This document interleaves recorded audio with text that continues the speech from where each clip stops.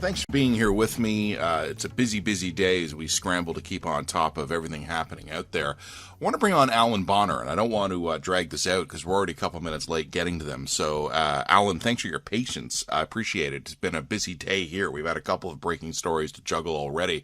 This is interesting. I was just saying to somebody on the weekend before I came back from holiday that there is going to be sometime in the next couple of months a first wave, if I can use that brutal pun, of COVID books coming out. People are going to start getting the first reactions to this incredibly strange thing we've all lived through out onto the market. And it turns out you're actually working on one of them. Tell me this, with all these different angles here and your own background in emergency planning, what is your response to COVID? You're writing a book. What's the book about? Well, I try to keep an open mind. I'm also a former journalist, and I'm an academic. And so as I was reading into all the literature, I thought, well, we have been quarantining or sheltering in place, and that makes the 72-hour kit that the governments have been promoting kind of irrelevant, because this has been going on way longer than 72 hours or even 72 days. So I kept reading, and something caught my eye that how people behave in normal times and what public policy encourages them to do will in great part dictate how they behave in a crisis. So, in other words, if you don't carpool right now, it is a fantasy for emergency planners to say, well, we're going to invoke carpooling if there's an emergency so everybody can evacuate. So I started taking a look at how we behave in normal times, and did that serve us well in the pandemic? And, of course, it doesn't. Now, the reason the book is called Quarantine, Evacuation, and Back Again is that we could have used evacuation as part of the response to the pandemic. We did during the polio scares of the 30s and 40s. There was at least one occasion when people were encouraged to stay at their cottages. And I could go through them all across the country, but I know people right now, and I'm working with people on Zoom who have retreated to Grand Lake outside of Fredericton, and there's Point Roberts for people in Vancouver. There's cottage country all over the country, and that could have been the policy. It wasn't, but it could have been. So I took a look at that, and it turns out that in the same event, a hurricane in America, if it's a storm surge that's associated with the hurricane, then you should evacuate because your house will be underwater. If it's high winds, you should shelter in place. And there isn't really an effective mechanism to tell the public which to do. Well, all that is scary enough, so I just kept burrowing into the process. And I've got about 50,000 words and a few other writers together, including some great researchers from Johns Hopkins. So that's how I'm keeping busy in the pandemic. You know, the idea of evacuation in particular is fascinating, right? Because there's different kinds of evacuation. Like there's the, oh my God, the nuclear reactor melted down, everybody run for your lives kind of evacuation. Or there is something more subtle that we have seen to some extent. And I'm not sure, I mean, you've touched on this already.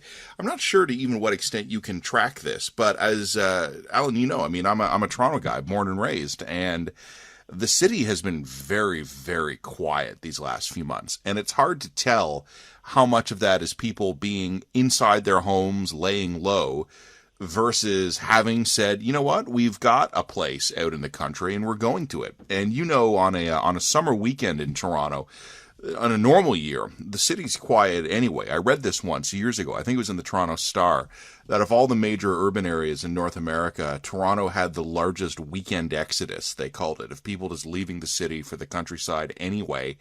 If we had done that in an intelligent way, we might have been able to lower some of the risk in the hot zones.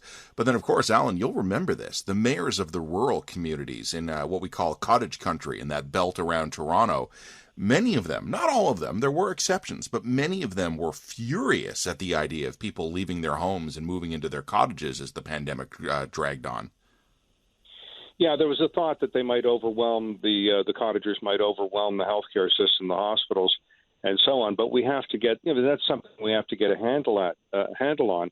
I have done work in so-called cottage country outside of Toronto, and the joke among emergency planners is that the emergency response mechanism is going to be to call out the military and have them block the road and keep Torontonians out. Now, it's a joke, but that's how coordinated we are in our emergency response, which means not much. So that's one thing. The other thing is, you know that in all across the country, most parts of the country, we have ice storms and snowstorms and road closures and school closures and all that sort of stuff. I've always wondered why we didn't bring out the hot dog vendors on the street and the trucks that serve food. A lot of these people, I guess, are out of town during the winter because that's not their prime season. But we could have turned a power outage into a street party for a couple of hours, and people would not have been as upset. During the pandemic, I'm wondering why we suddenly didn't migrate a lot of retail to 6-foot tables on the sidewalk safely in the open air. You know, we just didn't have a plan to do that. I took a look at e-commerce. I've been studying e-commerce for 20 years. It's still about 10% of commerce. It hasn't really caught on in a big way, although you might think it has. But the latest studies say it's about the same as it was 20 years ago. It is not easy to do. Even before the pandemic, I think we've all had experiences of trying to fill out a form on the web, and then you get to the end of it, and it turns out that the American retailer won't accept a Canadian postal code or a Canadian province. It took me 18 months to get a J. Peterman catalog across the border. As soon as they hear another country or a postal code, their heads explode. I've dealt with one American big retail chain where they get a collection agency on me before they send up the invoice. Another one wants a money order payment. They won't accept a credit card. And I said to them, where should I get a money order? Should I go back to the 1960s and get one? My point is that we're in a bit of the Stone Age when it comes to e-commerce. And had we progressed in the past 20 years and really smoothed out that process, this pandemic would have gone a lot smoother. I could recount the experiences I had trying to engage in e-commerce, order things. I moved during the pandemic, changing the hydro bill, the phone, the TV. It's a nightmare, and it takes longer to do this than it did to call up the T. Eaton Company back in the day when they would send out a truck and deliver whatever you wanted immediately.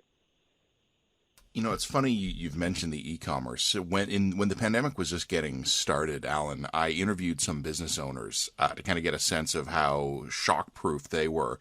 One of the more interesting conversations I had was with a woman who ran a retail company, and she told me that she was actually surprisingly ready for it, but it was entirely a coincidence. She had said that her employees had been telling her for a couple of years, our website is old, it's obsolete, it's no good, the customers are complaining, let's just get a new website. So she said, all right, we'll spend a couple $1,000 getting a new website. So she contracted a guy, and the guy had said to her, hey, do you want me to build in all of the usual e-commerce options on a modern website? And she said, I don't really know. We're like a retail shop. It's, you know, we're all foot traffic dependent. And he went, come on, let me just put it in there. It's not going to be any added cost to you. All this stuff is standardized. I've got templates for it. Why don't I set you up? It's not, and again, it's not going to cost you any extra, and it's there if you ever want it. And she said, all right, whatever. Build the website. Do your thing. And then 3 weeks later had to pivot her entire business to online only. And she had told me very openly she couldn't claim credit for it as being a brilliant business decision. It was a coincidence, but it probably is what allowed her to survive. Well, and again, good for her, but shame on the big retail outlets that I've been dealing with because, again, I say that they are in the Stone Age. It's astounding. The other thing is when you go to cancel your internet service and move locations, as I've done during the pandemic, it was planned before the pandemic, we then get a never-ending series of emails, most of them automated, I think, and go through 6 people. Why are you canceling the service? What's the problem? Do you really want to cancel the service? Yes. And that is what I punctuate all these discussions with the following line. This is what's killing the economy. It's not the Mexicans. It's not free trade. It's not the Chinese. It's not low-wage countries. It is this. it takes a dozen people to do something that one person could do 30 years ago. Allan, always a pleasure to talk to you. Keep us in the loop on how the book is going, and when it's ready, we'll bring you on. We'll talk about it again. Super. Stay safe. You too. Allan Bonner joining me here on the show.